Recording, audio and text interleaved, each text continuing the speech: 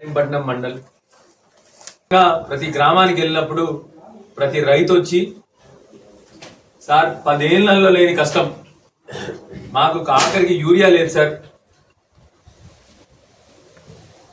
Passbook కి ఒక బస్తా అని చెప్తా ఉన్నారు సార్. దానికి కూడా వేరే అంటగట్టింది సార్ అట కొత్తగా. ఏంటంటే ఒక యూరియా కొనాలంటే ముందు జింక్ కొనాలంట. జింక్ ఏమో 1000 రూపాయలు, ఇదేమో 250 రూపాయలు. సో దీంట్లో కూడా ప్రభుత్వం రైతుల దగ్గర నుంచి రైతులకు సబ్సిడీ ఇచ్చి రైతుల బతుకు తెరువు కోసం మనం కష్టపడాల్సింది పోయి ఒక సంచి యూరియా ఇయ్యనికి ఒక జింక్ అమ్మి దాంట్లో కూడా లాభాలు తీసుకుంటా ఉంది ప్రభుత్వం.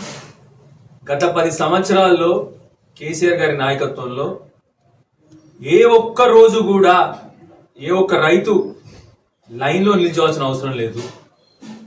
ఏ ఒక్క రైతు చెప్పులు పెట్టి పొద్దు నుంచి సాయంత్రం వరకు ఆ ఫర్టిలైజర్ షాప్ బయట కానీ ప్యాక్స్ బయట కానీ ఏ ఒక్క రైతు ఒక్క రోజు నిల్చోకుండా ఉంటే ఇవాళ మళ్ళీ రాష్ట్ర ప్రభుత్వం వచ్చిన తర్వాత ప్రతి గ్రామంలో ప్రతి రైతు చెప్తున్న షికాయత్ ఇదే సార్. ఒక్క బస్తా కోసం వస్తే మేము రోజు ఒక బస్తా కోసం రావాలి కదా సార్, ఒకటే బస్తా ఇస్తున్నారు. రోజు పొద్దు నుంచి సాయంత్రం వరకు ఇక్కడ ఉంటాం సార్ మేము. మరి పని ఎవడు చేయాలి సార్? పొలంలా పని ఎవడు చేయాలి? అంత భయంకరమైన పరిస్థితుల్లో ఉంది. అంటే రైతుకు ఎరువులు దొరుకుతలేవు, ఆడ పని చేయడానికి మళ్ళీ వేరే మనిషిని పెట్టుకొని వారికి కొన్ని ఎక్స్ట్రా పైసలు ఇవ్వాల్సి వస్తా ఉంది. అంత భయంకరమైన పరిస్థితుల్లో ఉన్నారు రైతులు.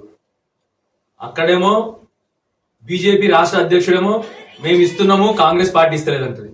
కాంగ్రెస్ పార్టీలేమో కేంద్రం ఇస్తలేదంటది. ఇది రైతుల పట్ల ఈ 2 పార్టీలకున్న వైఖరి. ఇది 2 పార్టీలు కూడా రైతులను మోసం చేయడం తప్ప కేసీఆర్ గారు ఉన్న 10 ఏళ్ళు ఏ ఒక్క రోజు కూడా రైతులు యూరియా కోసం లైన్ వేచి చూడాల్సిన అవసరం లేకుండింది. ఏ ఒక్క రోజు.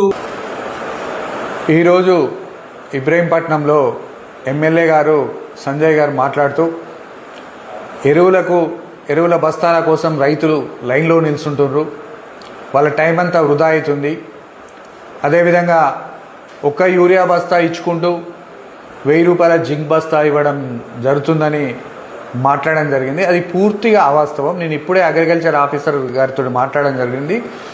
యూరియా మొత్తం సఫిషియెంట్ రైతులకు సరిపడే యూరియా ఉందని చెప్పడం జరిగింది. అలాంటిది ఏదైతే ఒక్క బస్తా అన్నదైతే ఇవ్వడం లేదని చెప్తున్నారు, అది కూడా అవాస్తవం. జింకుది కూడా 450 రూపాయలు మాత్రమే ఉంటుందని చెప్పడం జరిగింది జింక్ బస్తా.